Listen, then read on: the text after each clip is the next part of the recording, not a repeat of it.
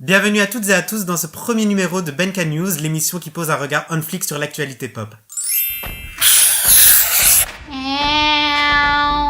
Commençons tout de suite par la rencontre plus qu'inattendue entre Britney Spears et Cindy Sanders qui a donné naissance à la nouvelle pochette de Meghan Trainor, un mélange détonnant qui ne manque pas de nous étonner et de nous faire rêver d'être daltoniens.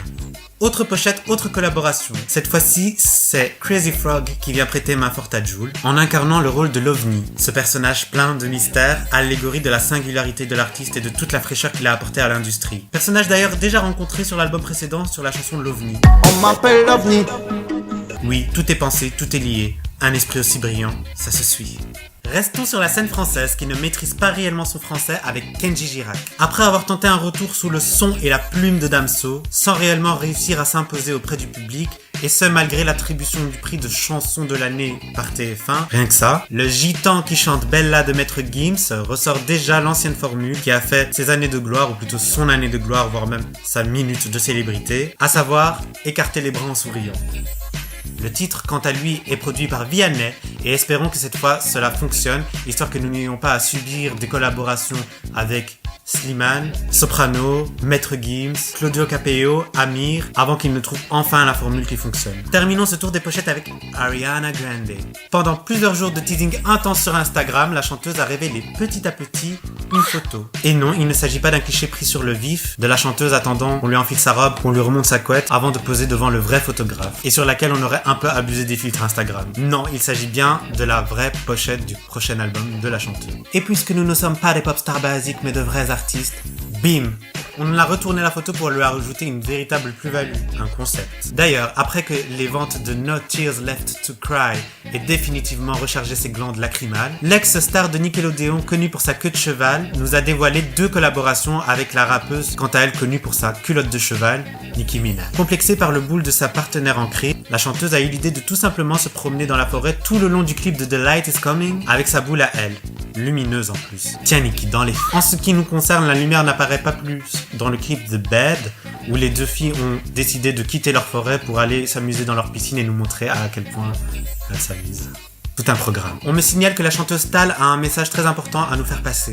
Hello, des enfants jouent avec une roue de vélo. On remercie Tal pour cette intervention plus que pertinente. Pendant que des enfants jouent avec une roue de vélo, c'est Najwa Belizel qui se sent bien dans son pull vert.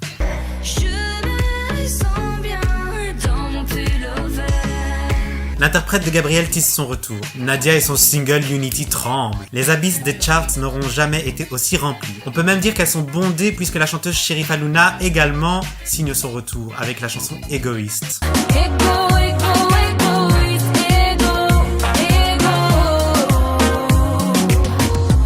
Après l'heure, c'est plus l'heure, alors tu veux tout rafler.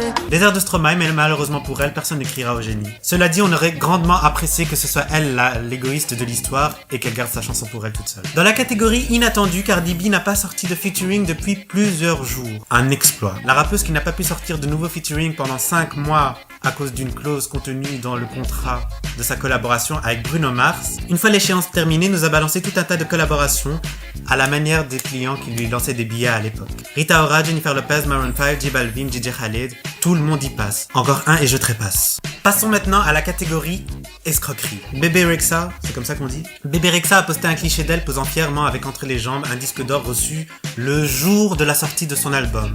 Oui. Alors, écoute, entre nous, que tu profites du système des streams, du streaming qui fait que tes singles comptent comme des ventes d'albums et que cela te propulse dès la première semaine, c'est une chose, mais attends un peu avant de t'afficher avec, quoi. Histoire de parfaire l'illusion que tu es. Que serait une catégorie escroquerie sans Beyoncé et Jay-Z?